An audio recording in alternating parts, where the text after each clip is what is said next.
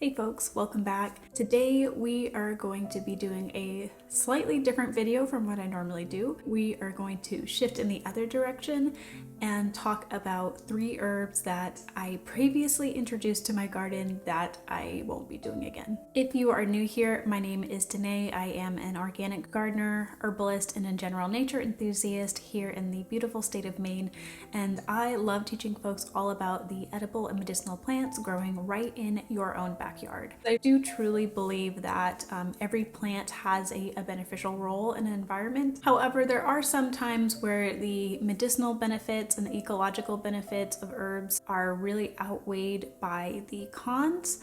And I wanted to share a little bit of my own experience with that, and you may find this helpful. So we're going to talk about these 3 different, I guess they're not all herbs. One of them is a tree, but I thought it would be helpful for us to just talk about previous things that I've raved on about in my garden that I kind of regret adding to my garden and why. So the first plant I want to talk about is actually a tree, and it is called Staghorn Sumac. Scientific name Rustyphina. That's Rustyphyina, I believe. The first time I saw this plant was when I was a college student living in Orono, Maine. There was a grove of Staghorn Sumac, and it really caught my eye because I'd never seen any tree like this before. It's a shrubby, small tree. It's not like a 100-foot tall tree like a white pine can be. But what I really enjoyed about it is it had this very tropical look and a beautiful understory, and it just had this nice canopy that you could walk under. And I'd seen it also on trails in the Orono Bog Walk, particularly during the fall. And it was absolutely beautiful. The colors they're kind of like red maple in the sense that they have lots of reds and oranges and even shades of purple. And it's just absolutely beautiful plant in the fall. And the first thing I thought is, what is this tree? I want this in my yard at some point. So fast forward a few years, I'm living with my husband on the property I'm at now, and we had recently done some construction along the side of the house, and it disturbed the soil. Out of that soil, right in front of the windowsill I'm sitting right next to right now, these little trees started to grow, and those little trees were Staghorn Sumacs. Obviously, we didn't want them right up against the house blocking our window, so I decided to take those plants and plant them next to our newly built backyard deck area. So I had a few thoughts for why it would be beneficial for us to have Staghorn Sumac in our garden. One being that the berries, they're these red candles that grow on the top of Staghorn Sumac, and they are edible. So these berries have a slightly lemony flavor. In fact, they were used traditionally to make a lemonade type drink. They also have some medicinal benefits as well. I am not up to date on those medicinal benefits, but I'll include them somewhere in this video so you can see for yourself. Another reason I decided to plant these trees is that they grow very quickly. So these plants can grow as much as 6 feet per growing season. The area where we planted them, it's right on top of a hill. It's south facing. It's very, very exposed. It gets so hot during the summer that it's almost unbearable to be out on the porch anytime between July to like late September. So our intentions with adding these trees is that they would grow quickly and eventually create a canopy over our deck to provide some shade. In about 3.5 years with regular pruning, it definitely is towering over our deck now, and it does provide some shade, and it does look nice. I will say when it's properly maintained, Staghorn Sumac just has a wonderful and unique look. So you're probably wondering, with all of these great benefits, it grows fast, it provides some medicinal qualities, it has an interesting look and beautiful fall foliage. What's wrong with this tree? Well, the problem with Staghorn Sumac is that it spreads through its root system, and it is quite aggressive. So I'd planted this not only next to our deck, but next to some of my raised beds, just wanting to add some vertical elements to my garden. What I immediately noticed the next year is that these little trees were popping up inside of the raised beds, and they were really hard to eliminate. And it's so aggressive, in fact, that we have some Staghorn Sumac trees that are growing under our porch through the porch boards, despite it being a very shaded area, even with rocks and gravel underneath. It just is probably using the energy from the more senior trees and it has a tendency to really destroy foundations and cause things to be unlevel, and it's a real hassle to try to take care of those. What we've had to do to control the root system and to stop these new trees from sprouting up everywhere is either we're running a bush hog through the area, mowing, using weed trimmers or string trimmers. At some point, I'm gonna have to get underneath the porch and remove a lot of these trees myself. It's a real pain, and I wish I didn't have to do that. So I would not recommend including Staghorn Sumac anywhere near your garden. Perhaps if it's an area where you're regularly mowing a large perimeter around it to control that root system, but otherwise this is not a good tree to include into your garden. Next on my list is red and white clover. Specifically red clover because that's what I intentionally introduced into my garden. Clover is great medicinally as a blood purifying herb. It's excellent for skin health, either as a tincture or a tea. You've probably seen clover honey in the stores. Clover is a very popular source of pollen for bees. Clover is also a nitrogen fixer. The roots will accumulate bioavailable nitrogen in the soil, so clover is often used as a cover crop. It also does a really great job at providing a thick ground cover to suppress any weeds between your plantings. So I added clover into my garden.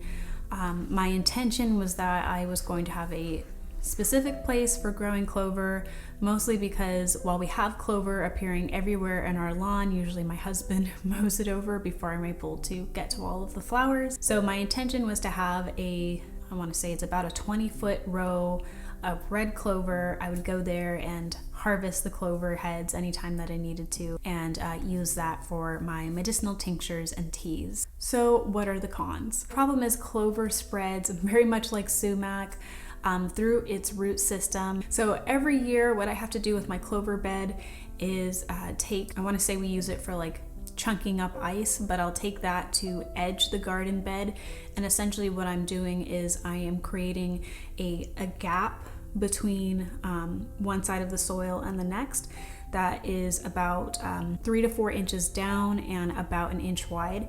And what that does is it stops the roots. Once the roots hit that gap and they're exposed to air, they're typically not going to search for more soil and continue to grow in that direction. And that's one way I've managed to keep it from spreading to other beds and into my paths. Unfortunately, it also still spreads really well through seed, so I'm still ending up with clover everywhere in my garden. Another issue with planting clover in a concentrated area in your garden: deer love clover. It is a huge deer attractant, and the last thing I want is a bunch of deer coming deep into my garden and eating some of my other vegetables. So last year I was just about ready to harvest the flowering heads from my clover. They were big and fat and beautiful, and I came out the next day and the entire bed had been mowed about 4 inches from the ground, and the deer had eaten all of the heads. So I didn't even get a chance to use any of the clover I'd been growing intentionally. And to be honest, there's still so many places around the property where I can harvest clover that I usually have what I need for a year's worth of tinctures, and I don't intend to sell any clover based products, so there's not really a need for me to have an abundance of clover, and I'd like to just remove it from my garden so I don't have this bed of clovers that's going to be really attractive to deer and bring more deer into my garden. So what we are doing to finish the clover bed is we're going to be covering it with a couple of tarps and suppressing the clover until it dies back. Hopefully we can kill the roots as well. It's supposed to be really hot in July and August this year, so I suspect that will work even though we're not using a black tarp, and that's going to be really quality soil. I'm going to transplant some marshmallow. I have some growing in the crescent garden that are starting to run out of space because of my roses, and I'd like to put those next to the echinacea bed. I think those plants would look really nice growing next to each other.